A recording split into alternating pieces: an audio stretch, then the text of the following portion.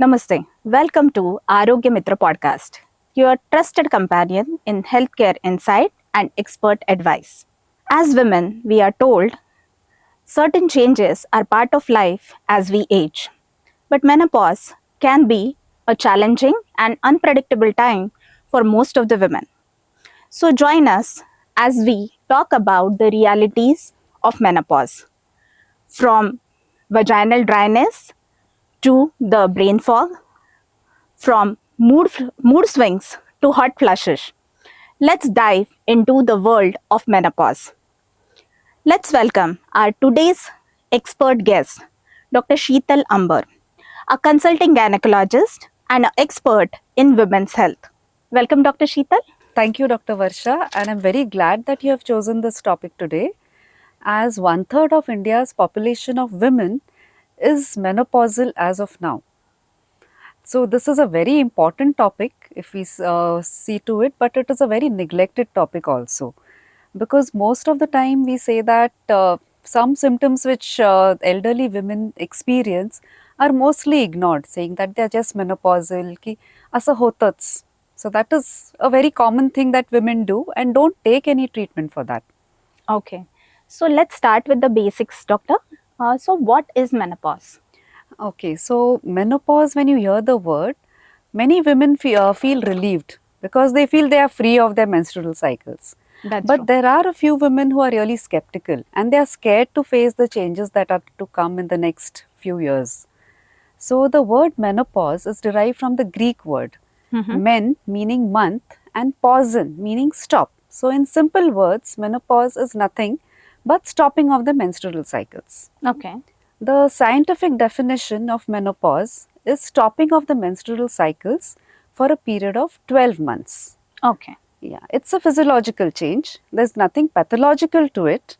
And the changes that occur in menopause are not only limited to the menstrual cycles, but they affect each and every system of our body.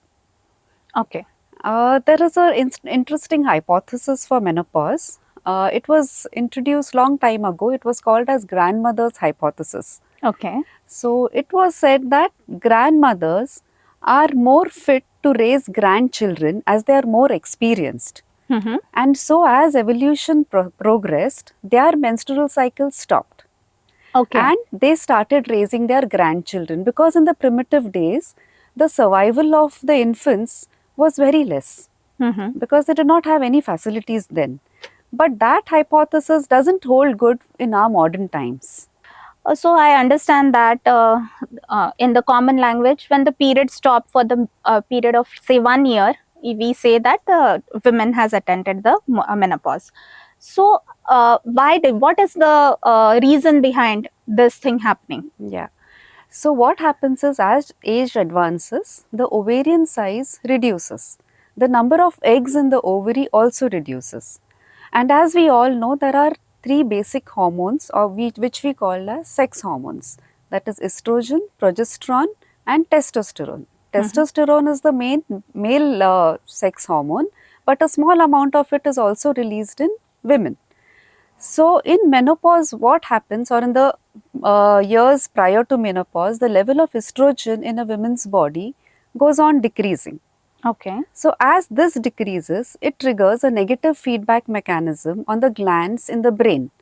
One is the hypothalamus, another gland is the pituitary gland. Okay. So, in response to decreased levels of estrogen in the blood, the pituitary starts secreting high levels of follicular stimulating hormone called as FSH, which is found to be quite high in menopausal women. Okay. So basically, it is the combination of changes happening in the we'll say the reproductive system and the Yes, hormones. yes. So, what is the age where we can expect these changes to happen? So, the global average age for menopause is around 51 years, whereas for Indian women, the menopause occurs between 46 to 47 years. So, there are multiple factors which can affect menopause. First and foremost is the genetic factors. Okay. So, the time or the age at which a woman's mother and grandmother has attained menopause, she may attain menopause approximately at that time. Mm-hmm. Then certain chromosomal problems can cause early menopause. race and ethnicity also affect menopause. Whereas we have seen that in Western countries, the age of menopause is a little bit later. Okay. But are there any factors which can trigger menopause? Yeah, most important is smoking. Mm-hmm. Yeah, smoking can cause early menopause. Okay, and even diets, exercise, these also factors can affect the age at which a woman attains menopause. Certain surgical or medical conditions also affect menopause. So, women who have undergone hysterectomy, they can have early menopause. Women Okay. who have been on any anti-cancer therapy which suppress the ovarian function, they can attain early menopause. So, lot of factors play in the onset of Yes, menopause. yes.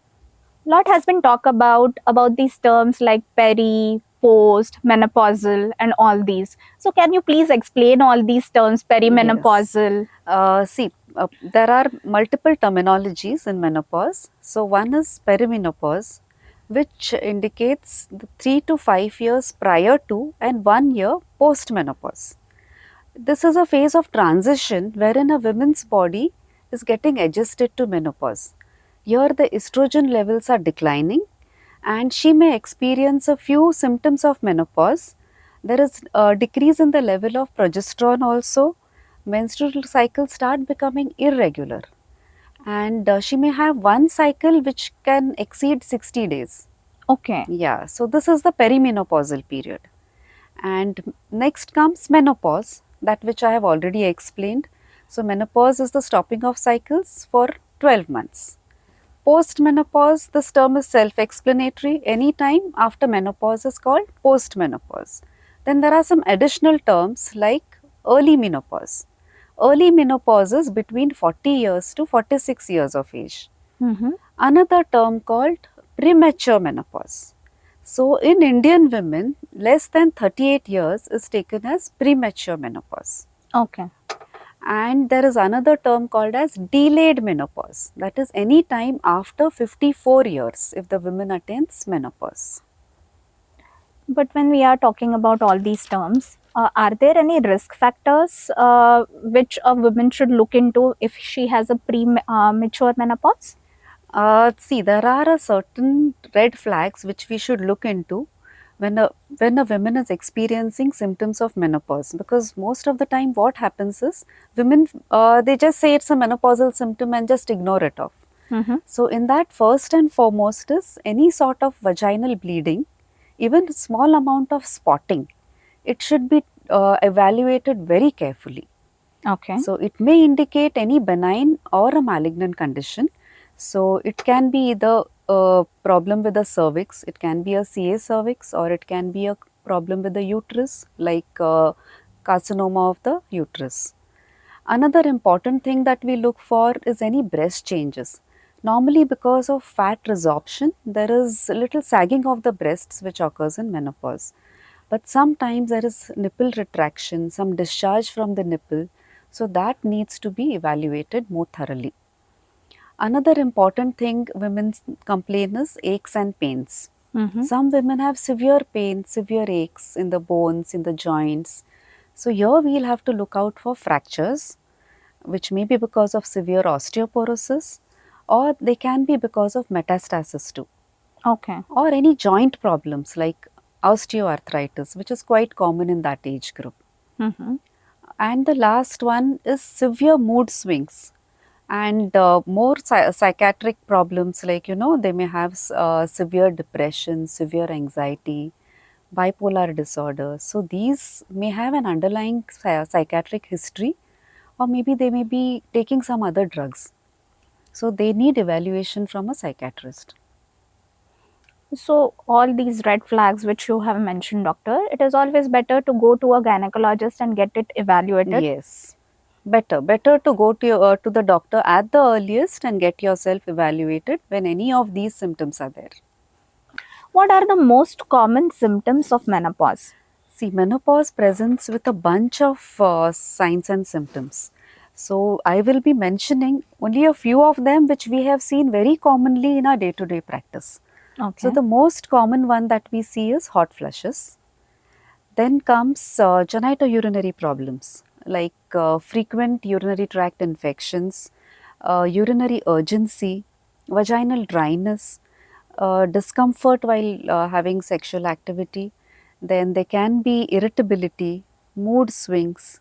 Then there can be even fatigue for no reason at all. Okay. There can be worsening of the premenstrual symptoms and insomnia. So these symptoms, they vary. They can start from the transitional phase, that is in the perimenopausal period, and they can overlap in the menopausal period also, like after menopause, in the postmenopausal period too. So most of the systems in the body get affected.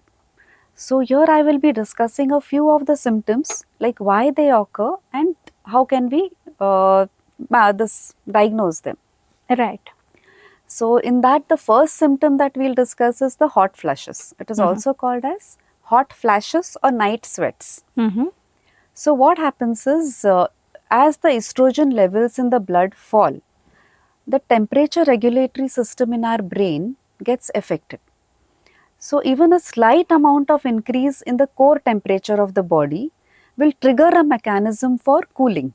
Right. So this causes vasodilatation, that is dilatation of the blood vessels, especially on the face, neck and the chest. So this causes sudden redness of the skin of the face, neck and chest, a feeling of heat followed by profuse sweating. Mm-hmm. And some women may also experience palpitations. Okay. So this can last for a few seconds or for a few minutes also. This occurs most commonly in the first year of menopause and can last for around 1 to 2 years or more. And hot flashes occur mainly at night. So they decrease the quality of sleep in a woman. So it can be linked to insomnia also. Yes, that's what. And plus what happens is, hot flashes can be of a mild variety. Women may not seek any treatment for it. In a mild form, there's just a feeling of heat and that redness of the skin. In a moderate variety, it is accompanied by sweating, and in the most severe form, there will be palpitations too. So 80% of women experience hot flushes, but only 20 to 30% of women they go to the doctor for hot flushes. Yeah, because sometimes we are not able to differentiate about it from the normal Yes. temperature changes Yes, which yeah. keep on occurring, and it is sometimes very difficult to express. This is what I am Yes. experiencing. Yes, right, very right. It happens. And that can sometimes lead to, a little bit of verbal this with your husband also. That's true. So, what are the other symptoms, Yeah. doctor? So, again, the most common ones are genitourinary symptoms. So, physiologically, estrogen is required to maintain the lining of the genital tract and the urinary tract. So, what happens in lack of estrogen, there is thinning of the genital and urinary tracts. So, we have a lot of symptoms related to them. So, genitourinary symptoms, first of all, because of the thinning of the urinary tract, there can be recurrent urinary tract infections. Okay. There can be dysuria or difficulty or burning maturation, difficulty in passing urine, urgency of maturation, and the thinning of the epithelium of the vagina causes vaginal dryness, which causes a lot of discomfort to the woman. Right. Yeah, so again, vaginal dryness is one more common symptom which patients come to us with. Can it lead to itching also, doctor? Yes, yes. See, vaginal dryness, because of thinning of the epithelium of the vagina, it's more prone to infections. Mm-hmm. So, infections indirectly can lead to itching. Right. Yeah. So, other symptoms include neuropsychiatry symptoms. So, in these neuropsychiatry symptoms, there are certain cognitive disorders that can occur. Women may feel confused. She may become irritable. She may become very indecisive. She may not be able to take decisions properly. Then, insomnia, as we already know. And sometimes, in severe cases, as I said, anxiety, depression, and so on. The other system that gets affected is the musculoskeletal system.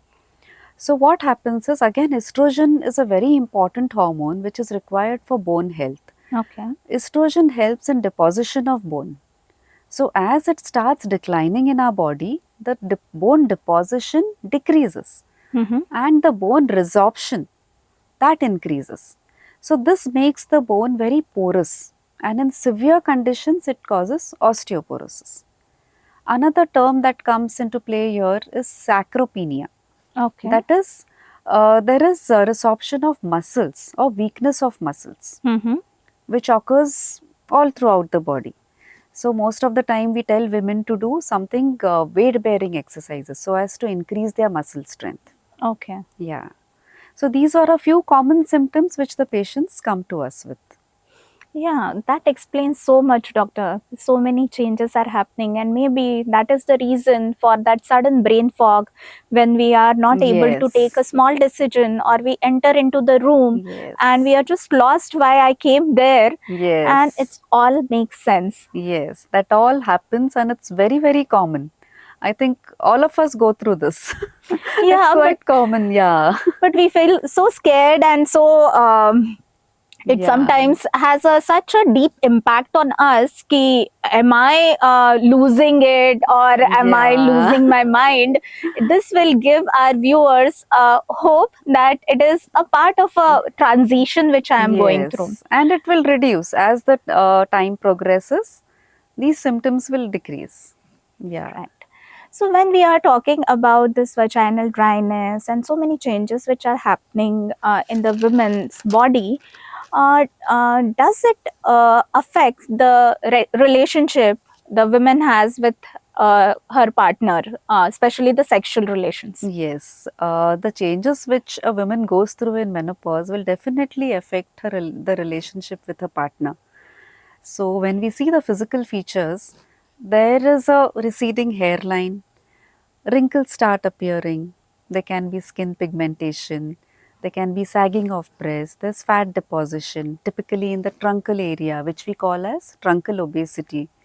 So, this all makes the woman feel unattractive. And added to this, all the sexual dysfunctions that occur in menopause, that will again add to the rift with her partner. So, what happens is around 40 to 50% of women can have absent or reduced sex drive. Okay. Okay, and 20 to 30% of them can have a lot of discomfort or soreness following sexual activity. So, they may completely try to avoid it. Okay. Okay, so these things can definitely lead to some clashes with the partner, but I think if we counsel the couple together, there'll be a better understanding like why the partner is behaving like this. That's true. And there is another thing in men which is called as andropause. Mm-hmm. This also occurs almost at the same age as menopause starts in the women, but it is a very gradual process in males. Okay. Yeah, so because of this mismatch in the age, there can be clashes with partners. So there can be a difference in the sexual drive, and that can lead to the That can clashes. lead to clashes, And the yes. simple solution to it is counseling. Counseling, yes, that really helps.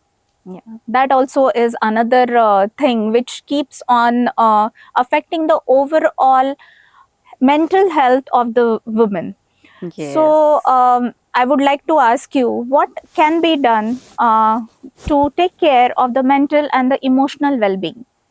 So, as I have said earlier, mild symptoms of menopause will include a little bit of depression, a little bit of anxiety, but few women react very strongly to these declining hormones. So, they may have very severe psychiatric symptoms like bipolar disorder, panic attacks, some can even have schizophrenia.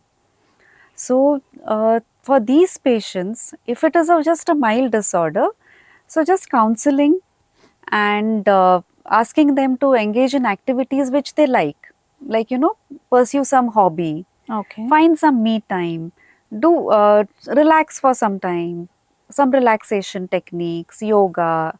This all will definitely help to improve her mood.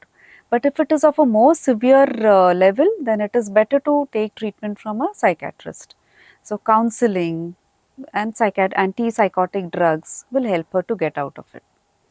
So for the severe symptoms, it is always better to take a psychiatric treatment. Yes. But for the milder symptom, we can think about our life from a new perspective that will help us, Yes. because it also sometimes coincides when our kids move out. Yes. Because Correct. as women, we are centered around our kids a lot. It causes this empty nest syndrome, as you're That's saying, true.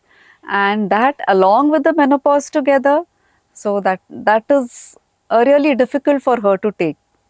So finding a new you can be the key. Yes. We all know that the menopause is a natural process, and since ages, so many advice has been given to the women, right from the grandmothers this to the Google tips. Yes. So what is your advice about the lifestyle and the food women should take so that this transition becomes easier and more balanced? Lifestyle modification plays a very vital role in going through this menopausal transition. So the first and foremost thing that we need is to educate the women and make her aware of the changes so that she is not scared to face them. So being well informed is a stepping stone to self-care and self-evaluation. So lifestyle modification, as we say, starts with diet. Mm-hmm. So diet, it should be a well-balanced diet which has low fat, high protein, high fiber, lots of fruits and vegetables, and whole grains. Okay. So a well-balanced diet will definitely help her to get through these changes. Then some supplements are definitely needed in menopause, like calcium and vitamin D. So we encourage women to take more of dairy products, especially curds has a lot of calcium in it. Even almonds, flax seeds, these all have lot of calcium. Then the calcium that we prescribe for menopause, see there are many calcium salts which are available in the market, like we have calcium carbonate, calcium citrate, calcium gluconate.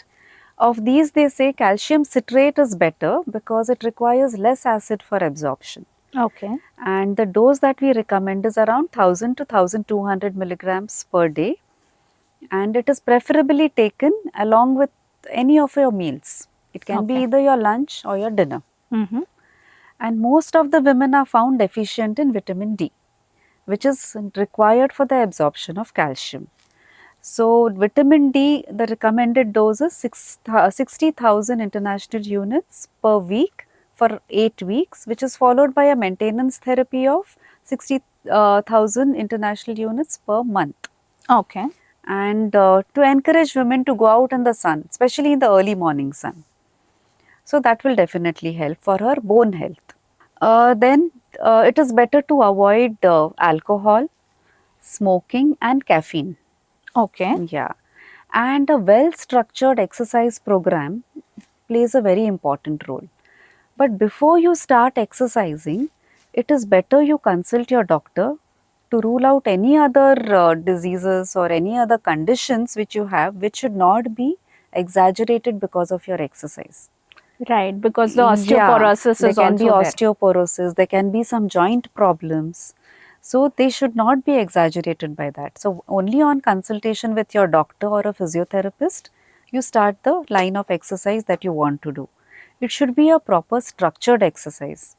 Like you start off with warm-ups, then the exercise, then stretches and cool down. Like suddenly don't start exercising because your muscles need the time to cool Prepare. down, to prepare and to cool down. So structured exercises is a must. Then pursuing hobbies, like if the woman likes to paint, to read, so gardening, painting, reading will keep her active. Another thing is to solve puzzles. They say that it rejuvenates your memory. Mm-hmm. So encourage them to solve some puzzles, crosswords, sudoku. So this all will also give her some me time, plus it will stimulate her brain. So this will also definitely help. So, going towards the what our ancestors used to eat, our traditional Indian plate, and indulging into exercise, because sometimes it happens that when the kids are growing up and all, we don't give that time to yourself for exercising and building on the Yes. muscles and whatever problems you are facing. So taking it that time out for your own Yes. fitness and having a hobby, or doing the activities which will help you to use your brain, I'll say, Yes. Yes. because Yes. sometimes that brain fog and fatigue is there. And Yes. even I have seen so many times that on some days you don't feel like getting up also. Yes. That's common. So that's what. So if you involve yourself in some activity, you have to get up and go. You have to get up, be there, show up. That is very important. So involve yourself in something that you like. This is especially for homemakers. You know, you start doing something like yoga, you take up a few classes, you learn some craft, learn something new. That will definitely help. That will help with the what you were telling about the emotional symptoms Yes, and the right. mental Yeah. symptoms. Also, a lot is talked about these superfoods or these protein powders which should take. So what is your take on this? Are there any superfoods? No. According to me, there is no superfood as such. As I said, a well balanced diet itself is a superfood. Everything should be in moderation. Anything in excess is going to harm you. Okay, Yeah. so that makes sense. So don't go behind whatever is being portrayed into the ads. Yeah. It is better to be in moderation and be balanced about Yes. everything. Yes. Also, this is a phase of transition which women is going through so much. Indeed, even the family, the friends, and everybody around her get affected, because women are the pillar of the family. So Yeah. how can the family, the friends, and even the community help Yeah. in this transition? Okay, so see here I would like to tell you that it is projected like in India in our, by around 2026 there are going to be 103 million menopausal women. Okay. Yeah, so you can see the amount of awareness that we need to create regarding menopause. So first and foremost, family support is very important, especially from the spouse, from the kids, from in laws, from your colleagues, or from your friends. So, a little bit of kindness and little bit of support from them is going to help the women in a long way. And there can be formation of these over 35 clubs. Okay. Yeah, so women of above 35, they can meet regularly from time to time. They can discuss about what problems they are facing or what changes are they going through. So everybody feels involved. They don't feel isolated. Another thing that we can do is set up menopause clinics, which are already there, I think. So here there will be one-to-one discussion with the doctor and the patient, and the symptoms will be discussed. In Western countries, another thing they do is they conduct workshops for menopause, and they involve even the spouse in this workshop, and if possible, even the other family members are involved. And so this is like a multidisciplinary approach Mhm. wherein there is a gynecologist, a psychiatrist, a counselor, a nutritionist, so that you know the overall health of the women is taken care of. So these few things, like you know, mainly support from the family and all around her will help her get through this phase.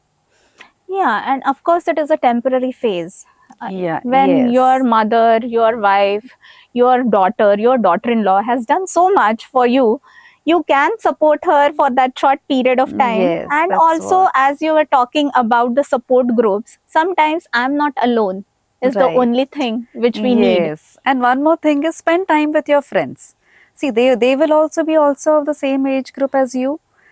So it is like spending good time with your friends is like an antidepressant also. That's true. Yeah.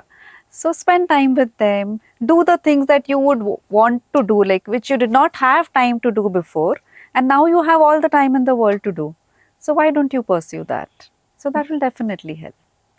take care of your bucket list with your girls Yes, gang. right. Yeah. Why not? Travel. Yeah. Yeah.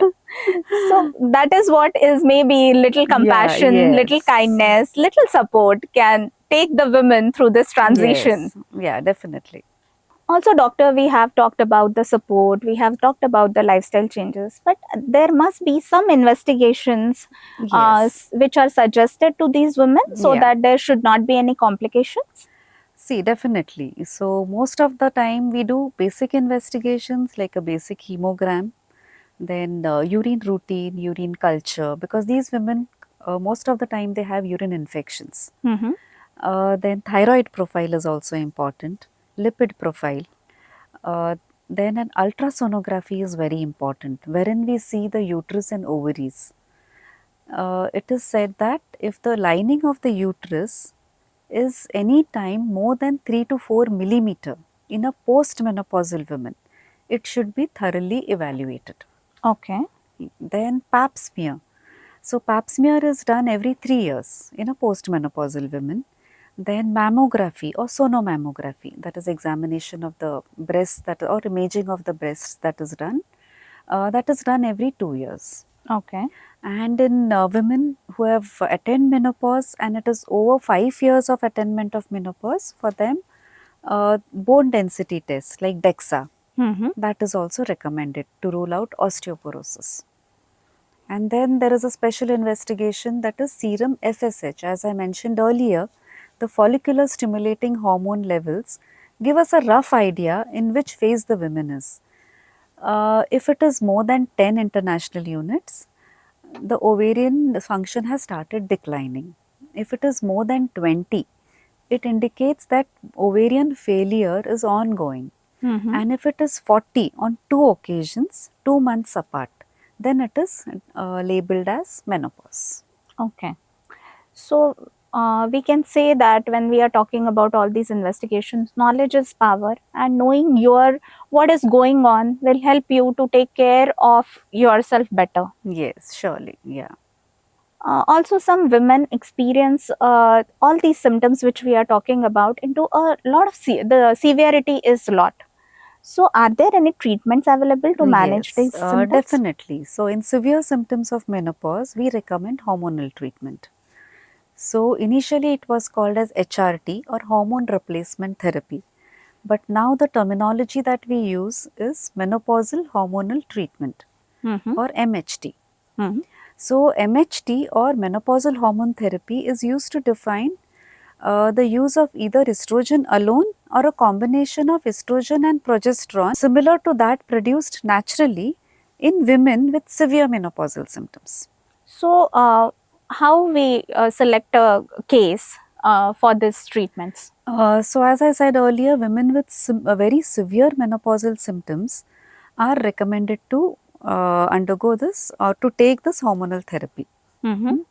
So, especially women with severe night sweats, which are not controlled by any other method, Okay. and it is completely, affecting their day to day life. So, for them, then women with severe genitourinary symptoms also, and women with severe neuropsychiatry symptoms, for them also hormonal replacement is recommended. So, when women who already have the uterus, in whom the uterus is not removed, we give a combination of both estrogen and progesterone. Okay. And in women who have been hysterectomized or those who don't have a uterus, for them only estrogen's treatment is fine. Okay. And how this treatment is given? What is the mode by which Yeah. it can be given? See, for if it is a just vaginal dryness, Mm-hmm. then estrogen can be given in the form of a vaginal cream. Then even vaginal rings containing estrogen are available. Even inserting tablets are available. And if there is completely other systemic disorder also, then oral estrogen treatment is also given. And progesterone can be given in the form of tablets or intrauterine device like an LNG, Mm-hmm. wherein it releases the hormone inside the uterus itself. So, when we are talking about this intrauterine device, does it require admission? How it is done? No, no. See, intrauterine device, it is something like a copper T. You must Okay. have heard of a copper T. Yeah. But this device has inbuilt hormone in it, Mm-hmm. which it releases very slowly at a particular rate, and it can be kept inside the uterus for up to 5 years. Okay. Yeah, so it is a long acting intrauterine device and which slowly releases progesterone there itself. Mm-hmm. So it is quite effective in women who have lot of menstrual problems. Yeah, sometimes there are a lot of spasm is there, or sometimes a lot of bleeding is there. Is it Yes, indicated for them? yes. So in women who don't have any other pathology in the uterus, like any fibroid or endometriosis, if they don't have any pathology like that, the uterus is relatively fine, then for those patients, we can suggest intrauterine devices. It will definitely control the bleeding in the perimenopausal period. Because that is how you are saying it is a long acting thing, because that is one change which occurs and it is very disturbing for the women when it Yes. we keep on bleeding every week or we are heavily In bleeding. the perimenopausal period, what happens is the estrogen secretion is very erratic. Mm-hmm. So it is suddenly high, suddenly low. So because of this erratic secretion of estrogen, there can be either very frequent bleeding or very infrequent bleeding, irregular bleeding. Anytime the women can have bleeding. So for these patients, this really helps. The LNG helps. Yeah, because Because giving oral treatment for long periods of time is very cumbersome. Sometimes women in their day-to-day activities, they forget to take the tablets also. So even if they miss a few tablets, again the bleeding can start. So this will act in the uterus itself, and plus it is long acting. So the hassle of having a tablet every day can be avoided. and what is the side effects or what are the indications, contraindications for these treatments? See, the contraindications for hormonal treatment, first and foremost, is any undiagnosed uterine bleeding, especially in the postmenopausal women. Okay. And another one is any suspected malignancy. Then previous history of thromboembolism or deep vein thrombosis. Then patients having liver disorders or any other systemic diseases like SLE. There are a few medical conditions in which hormones are contraindicated. So there we can't give these hormones. Okay. And the side effects, there are a few side effects which these hormone therapy can cause. There can be bloating, water retention, headaches, and in long term use, they can also cause again venous thromboembolism or deep vein thrombosis. And few malignancies can also occur because of long term hormonal treatment. Normally, this hormonal treatment we recommend for around 2 to 5 years till she gets over the symptoms. One more important point that I would like to add here is that before starting MHT, a detailed evaluation of the patient should be done, take detailed history, examination, and investigations to rule out other contraindications and then only start the replacement therapy. Plus, we start it off with a very low dose and then gradually increase the dose. Okay, so what I can understand is it is only suggested in the perimenopausal phase of 2 to 5 years to help the transition, and it should be always in consultation with your gynecologist. Yeah, right. Are there any alternative treatments which are available? Uh, yes, there are a few treatments in which are indicated in patients where hormone therapy is contraindicated. Where you can't give hormones, we have a few alternative therapies too. There are a certain antidepressants which can be given to relieve hot flushes. Okay. Then antihypertensive like clonidine that can also be given to relieve hot flushes. Few anticonvulsants are also used for the vasomotor symptoms. Then there is a group of drugs called SERMs or Okay. selective estrogen receptor modulator. These are specially given in women with osteoporosis.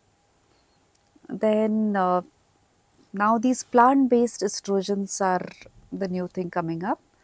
So these are called as phytoestrogens. Okay.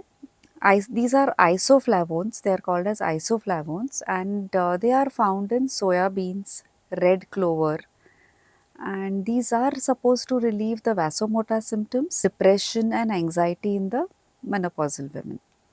Another category of drugs is the phytoestrogens, which are plant based estrogens. In that, isoflavones, which are found in soya beans and red clover, are used to relieve a few symptoms of menopause like vasomotor symptoms, anxiety, depression. So, these help in that. And here, the recommended dose is around 60 to 70 milligrams per day for around 6 months. Then acupressure, acupuncture have also been tried, but they haven't been proven. They even say fennel or a bodiship Mhm. and flax seeds. They also help to some extent. Okay, so we come back again to the same this. Whatever you are experiencing, consult your gynecologist. There are treatments available. If you are experiencing some severe symptoms, the hormonal therapy is available. Also, there are Yes, some alternative drugs which are available which can be used. yes, definitely. So, thank you, Dr. Sheetal, for such an informative session. Any take home message to the women? To all the women out there, I would like to tell that menopause is physiological, it is not a disease. And to all the mothers, as we explain to our daughters regarding menarche, we should also be explaining to them maybe after 30 years of age regarding menopause so that they are well prepared to go through the phase of transition and menopause. Plus, to all the girls and the women out there, I would like them to be a little more considerate to their mothers, to their mother in laws, to their older colleagues, because someday or the other they are going to fit into their shoes. They may also be going through the same phase later on in life. And to all the men there, be more considerate to your partner. She may not tell you everything that she's been going through, but you just hang in there, and little bit of moral support from you will definitely help her. Spend more time with your friends. Indulge yourself from time to time. Have some me time. Do the things that you've always been dreaming of. Travel. So, as you enjoy the other things in life, enjoy your menopausal phase too. Don't suffer in silence. Help is at hand. Help is available at hand. And visit your gynecologist regularly. Thank you. So, it is a transition we all are going to go through. Thank you for tuning in on this episode on menopause, where we explored the unpredictable, complex world. Hope all of you will navigate it little more with ease and little more confidence. So, till we meet next time, take care and stay positive. Thank you.